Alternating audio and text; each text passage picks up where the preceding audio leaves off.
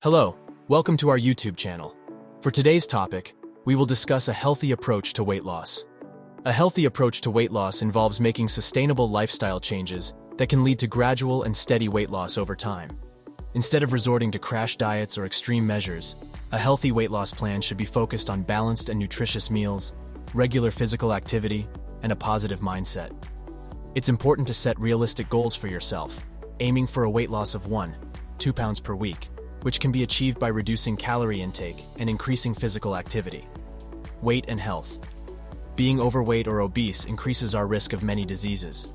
In Australia, around 75% of men and 60% of women are carrying too much body fat, and 25% of children are overweight or obese. This means the incidence of obesity-related disorders, such as coronary heart disease and diabetes, is also on the rise. Losing weight has become a multi-billion-dollar industry. It's hard to go a day without seeing or hearing about the answer to, or a miracle weight loss solution. The sensible answer to losing excess body fat is to make small, healthy changes to your eating and exercise habits. These changes should be things that you can maintain as part of your lifestyle. That way you will lose weight and keep it off. Diets don't work long-term. There are lots of misconceptions about losing weight. Popular media is full of fad diets and magic weight loss potions endorsed by celebrities and supported by personal success stories.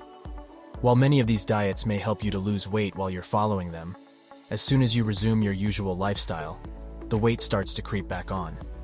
That's because losing weight isn't necessarily the problem. It's keeping it off longer term that is difficult. Managing your weight is a lifelong commitment, not just following a diet for a few weeks to drop kilograms. Remember, if the strategies you're putting into place to lose weight are not strategies that you'll be able to follow for the rest of your life, chances are you'll regain any weight you lose. Risks of dieting. Dieting can be harmful because our body responds to these periods of semi-starvation by lowering its metabolic rate. When you lose weight too quickly, you lose fat and muscle. Muscle burns kilojoules, but fat doesn't. So when you stop dieting and return to your usual habits, your body will burn even fewer calories than before because the relative amount of muscle in your body has decreased and your metabolic rate is slower. This kind of eating pattern can also affect our general health. Just one cycle of weight loss and weight gain can contribute to an increased risk of coronary heart disease, regardless of our body fat levels. That's why it's more important to be able to maintain weight loss. Weight loss of about 1/2 to 1 kg per week is considered reasonable and more likely to be maintained. Make small, achievable changes to your lifestyle. There are many unhealthy misconceptions about weight loss, but to reduce your weight and keep it off, you need to make small, achievable changes to your lifestyle. If you are carrying excess weight, changing the way you eat and increasing your physical activity in a way that you can continue with over the longer term is the best way to lose and maintain weight loss. To maintain a stable weight, your energy, kilojoule intake, needs to equal the energy you use. If you use more energy than you consume, you will lose weight. On the other hand, if you eat more than you use, you will gain weight. Small imbalances over long periods of time can cause you to become overweight or obese. How to start losing weight?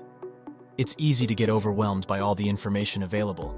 If you want to lose weight, a good start would be to base your diet on the Australian Guide to Healthy Eating. If you can avoid unplanned or habitual eating, and keep to regular meals and snacks, this will help you to lose weight.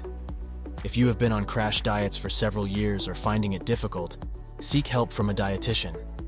Dietitians can guide you to a healthy way of eating that is based on the latest research and tailored to suit your health and lifestyle. Understand your current eating and exercise habits. Once you have made the decision to lose weight, it's a good idea to understand your current situation. What are your eating and exercise habits? A good way to do this is to split them into energy in, diet, and energy out, movement. What energy diet are you taking in? Take some time to reflect on your eating patterns. Think about what you eat, when you eat, why do you eat? Keep a food diary. You may find it helpful to keep a food diary for a week to see if you can identify any patterns or themes in your eating habits. Food diaries are best recorded at the time, rather than at the end of the day, so there's less chance that you'll forget something. Write down everything you eat and drink, how you are feeling, your hunger level at the time. Be as honest as possible. Try not to change your habits. Tweaking things is the next step. Your diary might begin to reveal a pattern, such as you choose certain foods or drinks depending on where you are or how you are feeling. Recognize habits that lead to weight gain. Some of the food-related habits that can lead to weight gain include night eating, snacking throughout the evening, social eating, eating when in a group of friends or family, emotional eating, eating in response to your emotions, whether that be boredom, tiredness, anxiety, stress, elation, or sadness. Distracted eating, eating when doing something else, such as watching TV, working at your desk, or being on social media. Any themes you identified after completing your food diary can then start to be addressed in a healthier way. Read a book, phone a friend, or go for a walk instead of snacking when you are feeling down. If you eat in front of the TV or at your desk, sit at a table and focus on the food you're eating. What are the colors, smells, flavors, and textures? By eating mindfully, you are more likely to enjoy food and will feel the urge to stop eating when you're full. What energy are you burning through movement? The other side of the energy equation is the kilojoules you burn through movement. Not only does being active burn energy, it also prevents muscle loss, which helps to keep your metabolic rate ticking over at a healthy level. Keep a physical activity diary. Just like keeping a diary of your eating habits, you could also keep a diary for a week to see how much physical activity you're doing. Include instances of physical activity that last 10 minutes or more. Break them into organized activities, such as walking, running, swimming, playing sports, and cycling. Incidental activities, such as gardening, housework, standing at work, or lifting heavy objects. This will help you to gain an understanding of your current physical activity level and help to find ways to move more. Make a healthy weight loss plan. Once you understand your current habits, the next step is to plan how you will lose weight. Try to make your goals SMART. B. Specific. Write down exactly what you are trying to achieve. For example, rather than "I want to do more exercise," make it specific. "I will ride my bike to work on Monday and Wednesday." Measurable. Use numbers or amounts where possible. For example, "I will eat 2 pieces of fruit each day." Achievable. There is no point in writing down a goal that you will never reach. Realistic. Your goal needs to be achievable and meaningful to you.